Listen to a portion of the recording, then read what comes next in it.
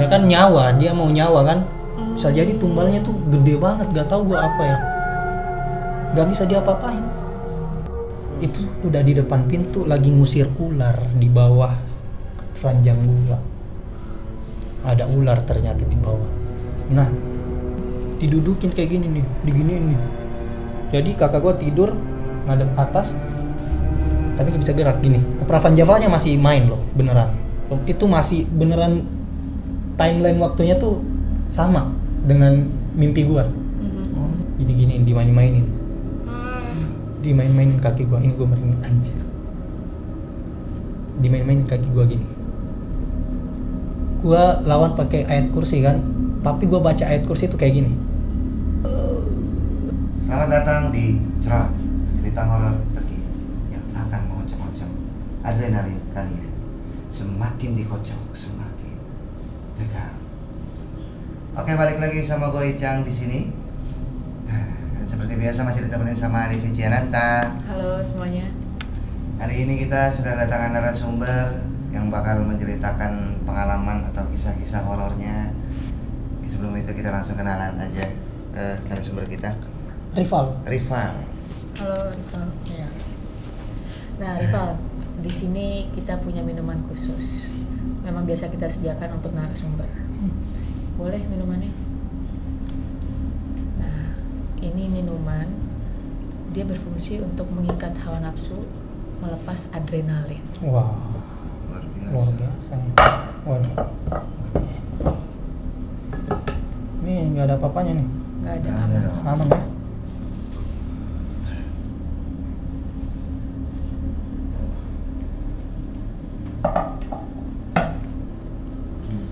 Gimana rasanya?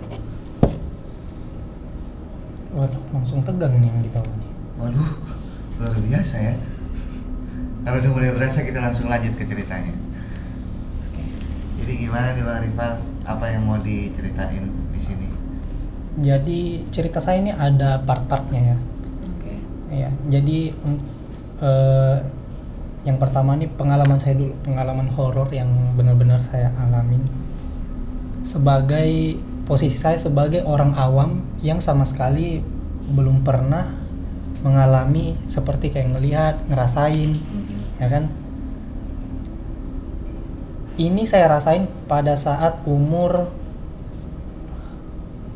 SD ya, sekitar umur SD tuh sekitar 6 tahun berarti 6 tahun 12 tahun berarti kelas 6 SD. Oh, oke. Kelas 6 SD. Nah, jadi bokap gua tuh punya 2 rumah. Satu rumah itu buat rumah utama, satu rumah tuh buat penyimpanan gudang tempat alat-alat kerjaan bokap gua. Soalnya bokap gua tuh bengkel las kan. Ya, bengkel las. Nah, gua biasanya tidur di rumah utama sama kakak gua yang cewek. Karena gua masih kecil jadi nggak apa-apa kan tidur sama kakak cewek kan. Nah, kakak gua yang satunya yang laki-laki itu suka tidur di gudang nih, tempat penyimpanan barang-barang bokap gua kan. Oh, di rumah lainnya berarti? Di rumah sebelah. Itu rumahnya tuh bersebelahan emang. Emang itu rumah disewa, rumah utama sama satunya ini buat tempat simpan barang, gudang. Nah, tempat simpan barang ini itu tuh emang kotor banget. Gak pernah diberesin, kecuali ada satu kamar, itu kamarnya memang kamar kakak gua yang cowok. Dia di situ tidur. Itu doang yang bersih. Yang di WC segala macam itu kotor banget. Nah, kita kan tahu ya, kalau misalnya tempat itu kotor apa segala macam, yang biasa dikasih tahu sama orang tua tuh bakal ada makhluk halus gitu. Kalau ada orang yang bakal ada makhluk halus yang bakal stay di tempat itu kalau tempatnya kotor dan jarang ditempatin. Nah, suatu ketika saya sama kakak cewek itu mau ngumpul kan di rumah sebelah, mau nonton bareng. Tahu gak waktu biasanya tuh dulu tuh di Trans TV tuh suka ada box office gitu loh. Oh iya, tahu. Ya, jadi kita tuh kayak Udah malam tapi udah malam. Iya, udah malam. Pasti tuh di jam 12 box office.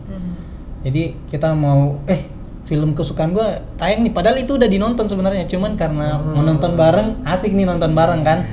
Ya udah deh. Kita kesana kan bertiga, udah ada kakak gua. Cuman kakak gua cowok ini dia pergi mau nongkrong jam-jam 10 gitu loh. Jadi dia nggak ikut nonton sama saya sama kakak cewek kan, nggak nonton. Jadi kakak saya itu dia pergi nongkrong sama teman-temannya. Nah di situ gua sisa berdua, ya kan. Ya udah deh, sebelum filmnya dimulai, kakak cewek gua ini nyuruh, ya udah kamu beli ini dulu, beli snack lah, buat kita makan bareng kan. Tempat beli snacknya itu sekitar 200 meter doang dari rumah. Itu rumah Pak RT. Ya udah, aku pergi beli snack. Pas aku pergi beli snack, itu pas kembali, itu kakak gue yang cewek itu udah pucet mukanya. Pucet. Dia udah pucet mukanya, udah kayak ketakutan, terus keringat. Terus dia bilang, kakak aku bilang kan, kok lu lama banget sih? Hah, lama? Padahal kan itu gue cuma beli biskuit, terus langsung balik, bener-bener cepet. Jadi beli, langsung kasih, langsung balik lagi. Tapi yang dirasain kakak gue ini, itu gue lama banget datangnya. Nah, si kakak gue ini, pada saat gue itu lagi pergi, dia dipanggil, ada yang manggil dia, tapi suaranya kecil banget. Disebut namanya gue sebutin aja lah, nggak apa-apa lah. Disebut Gita tapi kecil suaranya, Gita gitu kan. Tapi kakakku ini belum notice. Nah, dia langsung nyalain televisi kan, digedein suaranya.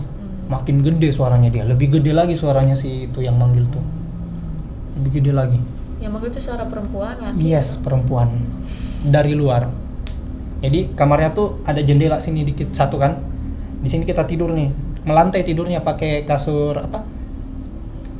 Yang tahu nggak, yang kayak kasur tipis-tipis gitu loh. Oh, Iya kan? Nah, ya udah pucet mukanya, udah pucet banget. Terus dia nanya sama gua, lu denger gak ada suara? Hah? Nggak denger suara apa-apa, suara kipas doang. Soalnya ada kipas di lantai itu bersuara itu. Coba lu dengerin dulu deh. Digituin, dipaksa sama kakak gua kan. Coba lu dengerin. Ya udah, gua tutup mata gua kan, fokus denger. Ya udah, gua dipaksa denger juga kan sama kakak gua. Coba lu denger lagi deh, lebih serius. Ya udah, gua tutup mata, gua denger, ada. Dan itu kecil banget suaranya. Dia manggil nama kakak gua. Oke. Ya. Mungkin gua peka juga karena emang lagi umurnya masih peka kan masih kecil. Umur 12 tahun. Ya kan? Ya udah, gua denger. Gua langsung merinding gua. Merinding kayak, tau gak kalau kayak disetrum tuh naik, langsung naik, merinding banget. Terus gue bilang, coba telepon kakak Ian kan, coba telepon. Di telepon nggak aktif HP-nya, nggak aktif. Ya udahlah, ini aja abaikan aja lah, gitu kan. Ya udah, kita abaikan aja deh. Ya udah, nonton, digedein suara TV-nya kan, gue makin denger suaranya. Anjir, itu makin berasa kan. Aduh, gimana ini kan. Gangguan kedua, dia langsung pergi ke depan pintu. Terus siapa nih ke depan? Si sosok itu. Dia ke depan, ke pintu gua, tapi pintu kan ketutup nih. Dia langsung digini-giniin pintunya. Oh, gagang Pintunya digini-giniin. Oh. Sumpah langsung merinding sekujur tubuh gua. Itu keras banget. Tapi gua sebagai anak kecil, gua bilang, ini pasti kakak Ian nih yang gini-gini nih. Oh. Kakak gue ini pasti, karena dari nongkrong kan pasti udah balik nih. Ya udah, gue panggil, Ian, jangan gitu, jangan digini-gini pintunya, gitu kan. Gue bilang, nggak dijawab. Ini pasti dia nih, nggak mungkin enggak, karena kan gue nggak percaya gitu-gituan. Pasti dia ini. Terus gue inisiatif dong, gue mau lihat di sela-sela pintu, kan itu agak tinggi dikit kan. Gue inisiatif, tapi pas gue jalan itu, setiap gue melangkah itu sekujur tubuh gue merinding banget. Setiap gue melangkah mendekati pintu itu, gue ngerasain banget. Pas gue mau lihat ke bawah, itu kayak udah ada orang di belakang gue, udah ada sosok, tapi nggak ada itu orangnya, tapi ini langsung naik nih semuanya. Merinding. Sabar, kita gini dulu.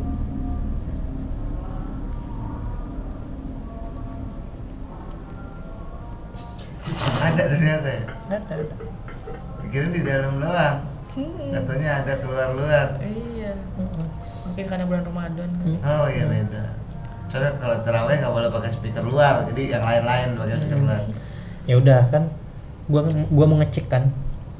Udah gue lihat nggak ada kaki bro, nggak ada kaki, Nggak ada kaki. nggak ada kaki, nggak ada apa-apa, dan itu masih begini gagang pintunya. Pas gua ngecek gagang pintunya masih gini, tuk, tuk, tuk, tuk, tuk, tuk, makin kenceng. Dia tahu mungkin kan, gua mau ngecek dia kan, dia makin kenceng. Gua ngecek, terus gua balik ke kakak gua, nggak ada kaki. Gua bilang gitu kan, nggak ada kaki. Wah langsung di situ, udah puyeng banget.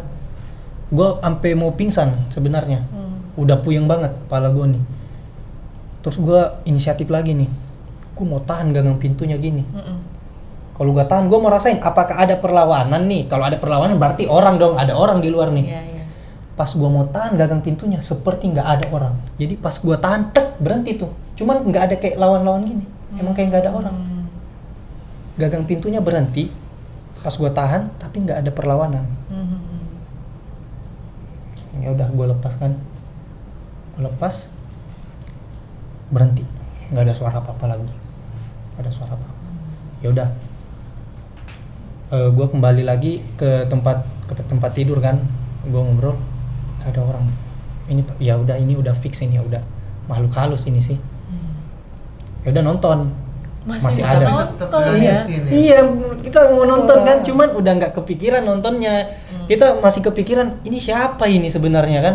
Kenapa kita diginiin? Oke. Ya udah, kita nonton aja, tapi udah nggak di kepala nih, udah bukan fokus nonton, udah kemana-mana kan. Ya udah, kakak gue datang. Yang cowok? Iya, yang cowok udah datang di sekitar jam 2 malam. Itu kejadiannya jam 12 sampai jam 1. Itu nggak kerasa itu waktunya jalan cepet. Udah masuk jam 2, kakak gue datang yang cowok. Udahlah, dari nongkrong. Terus kutanya, itu tadi yang mainin gagang pintu lu pasti kan? Lu pasti nakutin kita kan, karena kan ini mau nonton ini tengah malam. Hah? Nggak ada, ini gue aja baru pulang ini. Bener-bener baru pulang, langsung buka pintu. Nggak ada bilang mau main-main. Dan itu jaraknya jauh banget, sejam. Kalau emang dia mau jahilin kita kan, lama banget dia di luar nunggunya, ngapain gitu kan. Ya udah gitu. Itu kejadian yang sama sekali gue nggak bisa lupa sampai sekarang. Dan itu kan udah lama, itu berasa banget sampai sekarang. Tapi nggak kelihatan sosoknya, nggak kelihatan. Oh, tapi gangguannya sampai bisa benda di ini. Iya, benda macam. digituin. Dan nggak ada rasanya gitu loh. Pas gue tahan itu nggak ada rasa apa-apa di situ. Tapi pas lo bilang ke abang lo kayak, iya nih gue tadi ada, kan lo kan nuduh kan langsung, Iya, lo gangguin ya segala macam. Terus kan dia bilang enggak, gue baru datang. Apakah dia kepancing untuk cerita ternyata dia pernah ngalamin hal yang sama? Dia nggak mau ngomongin pengalaman dia langsung. Oh. Karena dia tahu emang di sini tempat itu udah horor kan. Dia sebagai kakak nggak mau nakutin kita nih gitu. Iya. Nah, ya udah deh, kita lanjut nonton. Dah, hari itu selesai. Ya kan. Nah, gue biasanya setelah tahu kayak gitu, gue nggak di situ lagi, udah langsung gue pindah. Nah, kakak gue pas subuhnya, ya kan, ini beda hari lagi, udah jauh kan dari kejadian tersebut. Itu dia tidur. Pada saat azan subuh, dia itu ketindihan, tapi ketindihannya wujudnya itu kelihatan, itu yang nindi dia. Didudukin kayak gini nih, diginiin nih.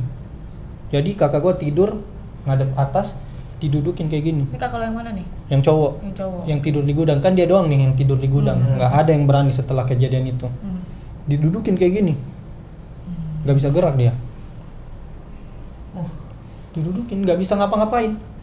Terus dia mau ngomong nggak bisa, mau teriak nggak bisa. Langsung kakak gue pas udah kejadian itu langsung pergi sholat subuh, yang dia sebenarnya nggak pernah sholat. Dia langsung pergi sholat saking takutnya. Itu kejadiannya sebelum azan subuh. Dan memang itu di antara itu waktunya memang makhluk halus tuh berasa banget sih. Ya apalagi emang tempatnya udah angker atau kotor atau gimana, pasti berasa banget di jam-jam itu. Nah, gua pada saat itu pergi nginap ke rumah nenek gua. Ya kan, buat nenangin diri. Udah happy di sana. Gua sekitar seminggu 2 minggu lah di sana. Iya, tapi kamar gua yang di rumah utama itu lagi nggak ada yang tempatin. Karena kakak cewek aku juga ikut kan, ikut juga ke situ. Tapi saya pulangnya duluan. Nah, kamar itu belum pernah, nggak ada yang masuk lah kalau bukan saya sama kakak yang cewek kan. Kira gua ada pulang lagi, gua pergi situ, masuk di kamar, gua tidur langsung, nggak ada salam, nggak ada apa, langsung tidur aja. Nah di sini langsung gue di bener-bener digangguin abis-abisan di sini. Gue tidur, gue tahu gue bakal digangguin kan. Gue udah ngerasain itu nggak bisa tidur sama sekali mata gue. Kayak banyak orang gitu loh. Padahal nggak ada siapa-siapa, tapi nggak bisa tidur. Lo kalau diliatin sama orang itu nggak bisa tidur. Jadi perasaan kayak ada yang ngeliatin. Jadi nggak bisa tutup mata. Yaudah gue putar opera Van Java kan biar kocak-kocak dikit, biar perasaan gue nih nggak kesana.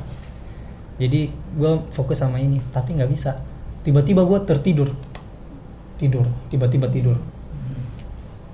Tapi gue merasa itu masih sadar, padahal itu sebenarnya tidur. Itu tidur sebenarnya, tapi nggak bisa gerak gini. Opera Van Java-nya masih main loh, beneran. Itu masih beneran, timeline waktunya tuh sama dengan mimpi gua. Iya. Ngerti gak maksudnya? Iya. Waktunya sama. Jadi gua nggak bisa gerak. Terus baju gua ditarik ke belakang. Jadi satu badan gua ini, tapi baju doang kan yang ditarik, tapi seluruh badan gua ikut ke belakang. Tarik gini. Terus digini-gini badan gua kan. Gini-gini. Ditarik, kaki gue diangkat, ini satu kaki gue kan gue menyamping, kaki gue diangkat gini satu, gini dimain-mainin, dimain-mainin kaki gue, ini gue merinding anjir, dimain-mainin kaki gue gini. Gue lawan pakai ayat kursi kan, tapi gue baca ayat kursi itu kayak gini. Karena mimpi. Iya nggak bisa, berat banget ini rahang gue ngomong. Pas pertengahan baca ayat kursi itu, langsung gua sadar, pak, bapak gua, mama gua, adik gua yang paling kecil ada, itu udah di depan pintu lagi ngusir ular di bawah ranjang gua. Ada ular ternyata di bawah. Nah, dalam pengetahuan gua sekarang, ular itu sebenarnya bisa jadi jin, setan atau apa gimana gitu kan. Sebagaimana yang kita tahu, itu langsung ada ular di bawah. Ini di posisinya berarti di dalam kamar ular? Iya, di dalam kamar ular, di bawah ranjang gua. Ularnya. Dan itu udah lagi gini-gini bapak gua kan, lagi mau bunuh ularnya. Ya udah mati ularnya, ditusuk sama bapak gua. Pas ditusuk itu gua baru bangun, dan itu udah mau dibuang ularnya. Gitu. Ternyata ada ular di dalam. Tapi maksudnya yang keluarga lo lihat ini, bokap lo semua ngelihat saat dia ini ular, lu nya apa, tidur aja? Tidur, dia ngeliatnya gue tidur doang. Oh, tapi nggak ada kayak misalnya lo teriak-teriak atau apa gitu? Nggak ada teriak-teriak. Dan lu gitu. pun nggak dengar ada mereka di dalam kamar? Nggak tahu, nggak ada. Itu di posisi gue di universe gue nih ya bahasanya. Universe gue tuh, gue masih tidur, opera Van Java-nya masih main, gue lagi ditarik-tarik, dimain-mainin sama setannya. Gitu. Tapi di universe aslinya, bokap gue lagi ini ngusir ular, lagi mau tusuk ularnya. Pas ditusuk, pak, mati ularnya, gue bangun. Tapi itu ketahuannya gimana? Maksudnya kan lo masuk kamar itu sendirian. Terus tiba-tiba pas lo bangun, bokap lo ada di situ, nyokap lo, adek lo. Dia tahu dari mana tuh ada ular? Ada ular, iya. Nah, gue nggak tahu soal itu. Tiba-tiba mereka udah ada di dalam. Oh, lo nggak nanya? Gue nggak nanya. Itu juga. Iya, gue nggak nanya. Ularnya udah dibuang. Terus, kok tiba-tiba ada ular sih di kamar lo? Nanya kayak gitu kan. Ya udah deh, setelah itu setiap gua tidur, biasanya karena sebagai anak umur 12 tahun, setahu gua kalau kita taruh Al-Qur'an ya kan, taruh Al-Quran, kita gak bakal digangguin kan. Tapi gue kan sering nonton film-film, tau gak film-film Cina gitu yang vampir-vampir kan. Gue taruh Al-Quran sama bawang putih berdekatan biar hantunya, iya, jadi hantu apa aja, hantunya mau takut bawang putih, milih aja dia mau yang mana nih yang ditakutin, ya kan. Yang penting nggak ke situ lah. Iya, yang penting dia nggak gangguin gua lah. Ya udah, di hari itu gua tidur dengan nyaman. Beberapa tahun kemudian gua ikut lomba menari. Lomba menari itu pas gua lagi SMP. Lomba menarinya tuh sebenarnya buat orang-orang yang spesial, nggak orang spesial. Iya, berkebutuhan khusus. Iya, berkebutuhan khusus. Tapi gue ikut buat ngisi slot karena di Makassar perwakilannya itu kurang 1 orang kan. Ya udah saya ngisi slot doang buat ini ramein. Ya udah, gue nginap di rumah nenek gue buat persiapan segala macam karena itu deket banget dari buat tempat berangkatnya kan, kumpul-kumpulnya anak-anak yang lain. Ya udah, gue nginap di rumah nenek gue. Malamnya gue bangun kan, gue udah niat emang pas tidur gue mau sholat tahajud nih biar gue bisa doa biar bisa menang, siapa tahu dapat rezekinya kan, lumayan juga hadiahnya tuh. Karena kan acara pemerintah dan itu setahun sekali emang. Nah gitu. Ya udah, gue bangun mau sholat tahajud. Pas gua mau turun, ini kan kondisi mata gua dan tubuh gua tuh masih ya belum 100% nyatu lah dengan rohnya lah karena baru bangun kan. Gua tidur di lantai 2, kan rumah nenek gua nih 2 lantai, rumah kayu kan. Di atas, gua tidur di atas, gua turun dari tangga, gua turun. Pas gua turun di lantai di paling bawah itu ada kaki gosong. Kaki doang, tanpa badan, tanpa kepala. Tanpa kepala, kaki gosong doang. Itu aneh banget. Dan itu nggak gerak. Di mana posisinya dia? Dia posisinya di tangga, di bawah, di ini kan kita kalau naik tangga nih gini nih, dia paling bawah di sini, di lantai, berdiri doang gini, berdiri doang. Gue diam doang kan. Tapi ini kayak udah kesetrum badan gue. Wah, ini udah fix, ini makhluk halus ini pasti nih. Mau gangguin gua kan, ini mau gangguin gua sholat tahajud ini pasti nih, gua bilang gitu. Ya udah, gua liatin, jangan sampai ini halusinasi gua. Tahu gak kalau misalnya kita tuh baru bangun ada yang kunang-kunang mata tuh hitam, gua kucek mata gua gini, siapa tahu kan cuman hitam-hitam karena kan itu kebetulan juga dia gosong hitam. Gua kucek mata gua gini, gua buka, nggak hilang cuy, dia masih di situ berdiri.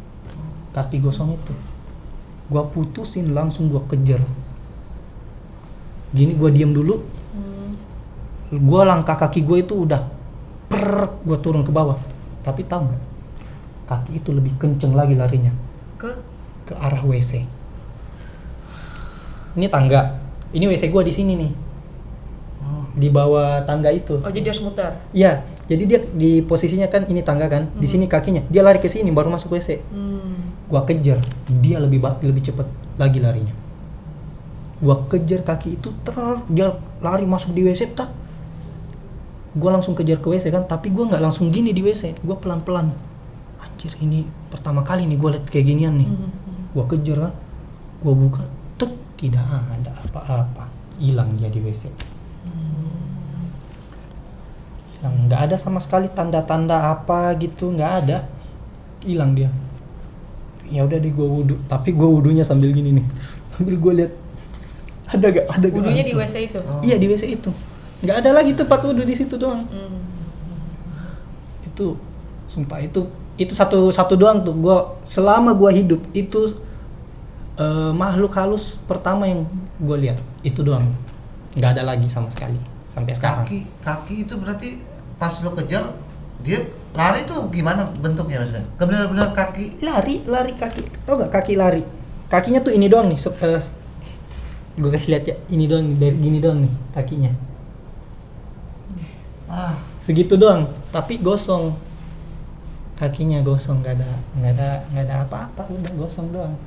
Terus Nah udah deh gitu. Nah ini gue lompat ke cerita tante gue lagi nih, tapi di rumah nenek gue juga, ya kan. Jadi tante gue ini dia punya pasangan, dia kan ceritanya udah umurnya udah lumayan tua tapi belum nikah kan. Ya udah dia punya pasangan, tapi pasangannya ini calon suaminya itu dia punya mantan istri di Jawa kan. Dia pokoknya caranya mungkin dengan cara yang nggak baik kan, pisah nggak baik gitu, sehingga istrinya ini masih simpan dendam. Ya toh. Nah si tante gue ini tuh dia tuh orangnya yang cantik banget, putih, gemuk, ya kan gemuk dia. Pas udah nikah sama si calon suaminya ini, tiba-tiba tante gue itu kurus kayak nenek-nenek, kurus banget, mukanya itu langsung kayak nenek-nenek, tau gak nenek-nenek? Berarti mukanya Berubah, tapi maksudnya bentuk wajahnya tuh masih dia, tapi kayak nenek-nenek, kayak nenek-nenek gitu. Akhirnya ditelusurin kenapa ini, terus dia sakit-sakit, sering kesurupan. Terus di rumah itu, ini udah di umur gua tuh udah di umur 20-an dan gua udah SMA kan. Pada saat kejadian itu. Sebentar. Udah lulus SMA kan? Iya udah lulus SMA kejadian itu. Tante gua baru nikah, ya kan, di umur sekitar 35 tahun lah. Gitu. Ya udah habis nikah, ya punya anak sebagaimana biasa, ada anaknya, tapi dia sakit-sakitan mampus pokoknya. Nah setelah ditelusuri ternyata itu kiriman dari si mantan istrinya dia. Karena yang setiap dia kesurupan tangannya tuh suka diginiin, terus dia kayak orang Jawa gitu loh. Sebentar, ini berarti di lokasinya bukan di Jawa ya? Bukan, di rumah nenek, karena kan habis nikah tuh kan pasti semua, kalau keluarga gua tuh setiap ada acara tuh pasti ngumpulnya di rumah nenek. Rumah nenek lo ini di Makassar. Iya, ya udah, ngumpul lah semua di sana, buat kenalin si anaknya juga kan ada anaknya. Ya udah, dia kesurupan, tiap hari kesurupannya aneh-aneh. Terus kalau kesurupan tangannya diginiin, nggak mau dilepas, giniin mulu, baru kayak orang Jawa gitu loh. Gimana maksudnya? Dia kayak orang kayak apa namanya ya, kalau yang putri di lautan itu yang Jawa dia ngakunya begitu, gitu. Asalnya dari laut, iya. Pokoknya dia ngasih taunya dia asalnya dari laut. Okay. Gitu, asalnya dari laut. Nah ini masih menjadi pertanyaan gua sekarang. Nah tante gua itu tiap hari selalu didatangin anak kecil, tapi gua nggak bisa lihat. Yang bisa lihat itu adik sepupu gua. Anak kecil sama ular gede yang suka naik ngelilit di tiang rumah gua, tiang rumah nenek gua. Misalnya nih tante gua duduk nih di ruang tamu, dia ada di situ ngelilit juga. Berarti deket dia sama, maksudnya dia ngikutin tante lo terus? Iya, tapi tanteku tuh pokoknya langsung auranya suram, nggak pernah ngomong, terus suka ngelamun gitu kan. Terus dia selalu bilang, Val itu usir dulu, ada anak kecil di depan liatin gua mulu gitu. Ya udah gua keluar aja lah, baca ayat kursi apa segala macam, nggak bisa, nggak ada mempan-mempannya cuy. Ada terus. Ini tuh semenjak setelah berapa lama nikah berarti dia baru kayak gitu? Setelah nikah, nggak lama setelah nikah. Nggak lama setelah nikah langsung kena. Langsung kena. Nggak lama setelah nikah langsung kena. Bener-bener setiba-tiba itu. Nah, gue lanjut ya. Setelah itu lama kelamaan dipanggil lah ustadz kan. Ustadznya gue yang manggil, dari kenalan gue, emang dia udah terbiasa ruqyah kan. Ya udah di ruqyah dia, wah teriak-teriak abis-abisan pokoknya, teriak-teriak abis-abisan, tapi nggak bisa keluar itu orang, makhluk itu nggak bisa keluar. Dia apain juga nggak bisa keluar. Udah di ruqyah, diapain, dibacain ini, nggak bisa keluar Setelah itu berjalan terus udah menyerah kita kan, ya udahlah berjalan begitu aja kan, siapa tahu nggak tahu juga mau gimana. Meninggal, tante gue meninggal. Cara meninggalnya gini,